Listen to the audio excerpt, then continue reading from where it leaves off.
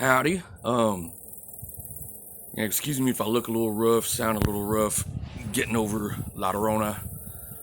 Um, but I wanted to make a little short video about a subject keeps going around. Um, Term limits.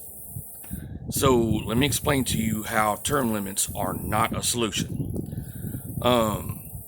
So everybody who says they support term limits, want term limits, they always say, well, we want term limits because the longer these politicians are in office, the more corrupt they get. And it's just, this is logic. I honestly don't get how people don't understand this.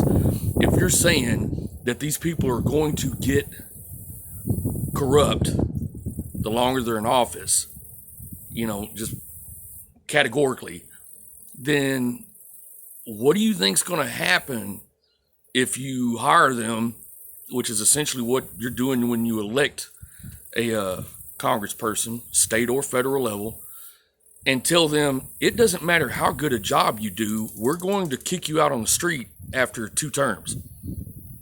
What do you think's going to happen? Okay, here's the other side of that.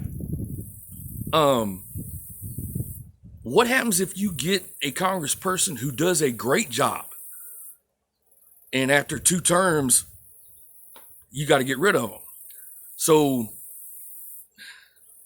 let me explain it to you this way. Back in 2016, when John McCain was up for re-election, I trolled a lot of Arizona Republican social media, Facebook groups, Facebook pages, other stuff. And I can tell you right now, Arizona Republicans wanted him gone. The average citizens, they wanted him gone. The problem was, apparently, the person who was running against him in the primaries, according to them, was even more of a rhino than he was. Okay? So, it doesn't matter how long the person is in office. Whether they're bad, whether they do a great job. Okay? If you're going to kick them out, you're running the risk of getting somebody even worse. I'll tell you right now, no politician's perfect, and a politician's a freaking politician. But technically, right now, for my money, as long as Ted Cruz wants to stay in office and keep representing us, I'm fine with it. We kick him out. Who's to say the options we've got to replace him are as good or better? More than likely, right now, if we kick Cruz out, who's going to replace him? That's going to do as good a job or better than him. If you're a conservative, patriotic, whatever. So what we need is performance-based incentives. Okay, that's what we need. Because you got to look at it these ways. These people are going to get paid no matter how bad a job they do.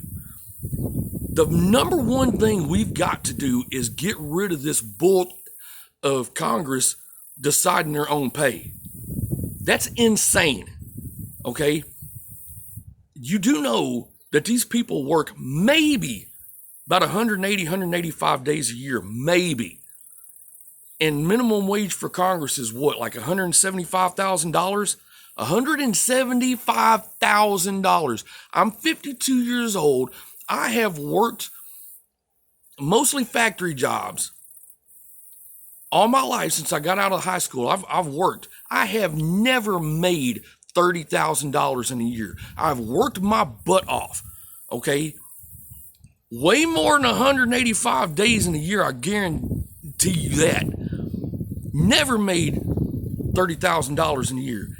Minimum pay for a congressperson, a federal congressperson, is $175,000 a year. And they work maybe 185 days. Let me ask you this.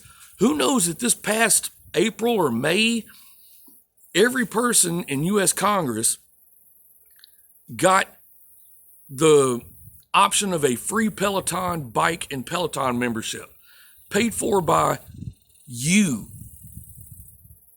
funded with your hard-earned tax money. Okay? We've got people out here busting their butts to stay broke, trying to pay bills and feed their families. But if you're a congressperson, not only are you getting $175,000 to work about half the year, you also get all these little perks like a free Peloton bike and a Peloton membership. Okay? Just because they can. Okay? That's got to stop, period. The constituents, you and me, should be deciding how much they get paid, and it should be based on their performance, period. Okay? For example, you do know that you work one term in Congress and get voted out. You get at least a portion of your salary and benefits, health insurance and stuff for the rest of your life. Why? Okay, you want to talk about how much Congress is making, not only how much we are paying the congressmen now, think about how much we are paying former Congress people who are still alive. Okay? Yeah. No. That's got to, and it doesn't matter how bad a job you do. You get it. Period. Done and done. That's got to stop. That has to stop. If we can set up some kind of like I said, performance-based, like an exit poll, for example, when you leave office, your constituents get to vote on whether or not you get benefits and how much benefits you get. But the first thing we've got to do is stop this crap of Congress people deciding their own pay. Okay? But term limits, where's the incentive to do a good job there? Like I said, you tell somebody, it doesn't matter how good a job you do, we're going to fire you. What do you think they're going to do? Okay? So, no, term limits is not a solution. We've got to stop.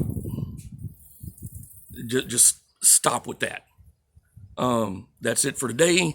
I'll be back